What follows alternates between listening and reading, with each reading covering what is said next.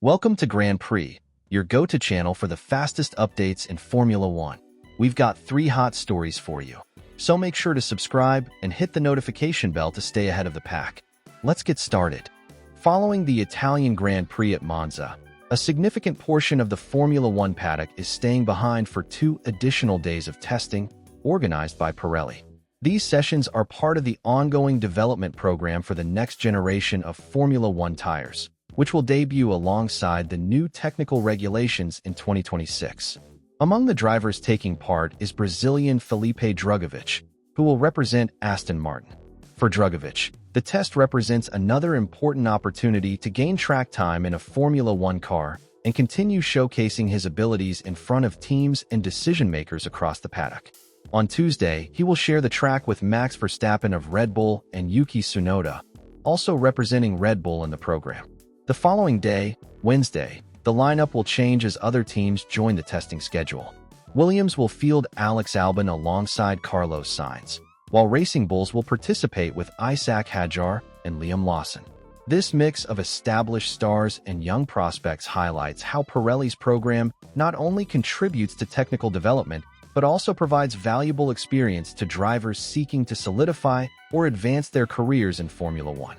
These Monza sessions are a continuation of the work that began earlier in the season. Before the summer break, similar tests took place at the Hungaroring, where Franco Colapinto represented Alpine but suffered an accident. Pirelli clarified at the time that the crash had no connection to the tires under evaluation, reaffirming the company's commitment to safety as it pushes forward with new designs. The primary objective of the Monza tests is to evaluate the behavior of different tire compounds under varying track conditions. With sweeping changes to aerodynamics and power units coming in 2026, Pirelli is working closely with teams to ensure that the tires will match the demands of the next era of Formula One. Data collected during these sessions will be crucial in refining the prototypes before final specifications are locked in. For Drugovich, the opportunity carries added significance. The Brazilian remains on the periphery of the Formula One grid, waiting for a chance to secure a full-time seat. With Alpine currently evaluating its driver options for next season, and at least one vacancy still unconfirmed, speculation persists that Drugovich could be in contention. Strong showings in official test programs like this one strengthen his case and keep him visible to teams considering their lineups for the near future. Pirelli, meanwhile, has emphasized the importance of using multiple drivers and teams in its development program. The diversity of feedback allows engineers to better understand how different driving styles interact with the tire compounds, ultimately helping to create products that are consistent across the grid.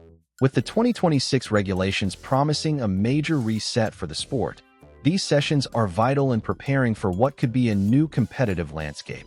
For fans, the presence of both world champions like Verstappen and rising talents such as Drugovich and Hadjar adds intrigue, as the tests provide a glimpse into Formula One's future. As the first images and data from Monza are released, attention will turn to how the tires perform and whether Pirelli can achieve the balance between performance, durability, and safety that will be demanded by the next generation of cars. At the same time, the spotlight will also remain on the drivers, particularly those like Drugovich who are still fighting for their place on the grid. One of the standout performers of this Formula One season has been French rookie Isaac Hadjar of Racing Bulls, who recently secured his first career podium at the Dutch Grand Prix. The result was a breakthrough moment, not only boosting his confidence, but also sparking renewed speculation about whether he could soon be promoted to the senior Red Bull team alongside Max Verstappen. Hadjar addressed the subject this week, making it clear that while the idea of driving for Red Bull excites him, he does not see himself moving up as early as 2025. "I don't want to be in Red Bull next year," he said candidly, emphasizing that the timing is not right. For 2026, however, Hadjar admitted that the situation could be very different. His reasoning is tied to the major regulation changes coming in 2026, which will mark a fresh start for all teams on the grid. With completely new cars being introduced, Hadjar believes that the competitive environment will be reset, and drivers will face similar adaptation challenges regardless of experience. "It will be a new beginning for everyone," he explained, adding that he expects Red Bull to focus more on development and direction during that period rather than making direct driver comparisons. Earlier in the season, Hadjar had downplayed the prospect of joining Red Bull, admitting that he did not yet feel ready for the challenge of being Verstappen's teammate. But his rapid progress, highlighted by his podium finish in Zandvoort, has elevated his profile within the Red Bull driver program and among fans. His performance has also drawn attention because it often surpasses that of Yuki Tsunoda, who currently occupies the second Red Bull seat, but has struggled to make an impression since his promotion. For now, Hadjar insists that he is not rushing the process. He acknowledged that he has not had formal conversations with Helmut Marko or Laurent Mekies about a move to Red Bull, but he admitted that he is already thinking about his future and how best to position himself for 2026. The focus is on consistency, he said, noting that the 9 races remaining this season are an opportunity to prove his reliability and confirm his progress as a driver. At the moment, Hadjar has scored 37 points, placing him 10th in the Drivers' Championship. For a rookie, those numbers are highly impressive, especially when compared to more experienced teammates and rivals. His ability to consistently deliver results has marked him as one of the brightest young talents on the grid and a serious contender for a senior Red Bull seat in the near future. Still, Hadjar recognizes the challenges that come with such a promotion. Red Bull's second seat has long been one of the most scrutinized and unforgiving roles in Formula One, with several talented drivers failing to meet the expectations that come with racing alongside Verstappen. By signaling that he is not eager to rush into that environment, Hadjar shows a maturity beyond his years, focusing on building his foundation at Racing Bulls before taking the next step. For Red Bull, the decision will be complex. With Tsunoda under pressure to prove he deserves to stay and Hadjar quickly emerging as a viable alternative, the team must weigh its long-term strategy carefully. If Hadjar continues his upward trajectory, the temptation to promote him may become difficult to resist, especially as Red Bull looks ahead to the new era of regulations in 2026. As things stand, Hadjar remains grounded, determined to let his results speak for themselves. "I'm not in a hurry," he concluded, underlining his intention to stay focused on the present while keeping an eye on the opportunities that lie ahead. According to reports from the German press, Max Verstappen is set to make his official debut in competitive racing outside of Formula One in the coming weeks. The Red Bull star, widely regarded as the most dominant driver of the current era, will line up at the legendary Nürburgring circuit, a track with which he already has a curious history. Earlier this year, Verstappen secretly tested a Ferrari GT3 car at the Nürburgring under the pseudonym Franz Hermann. That test attracted significant attention after rumors surfaced that he had unofficially broken a lap record during the session. While the claims were never officially verified, the use of the alias and the performance itself added to the mystique.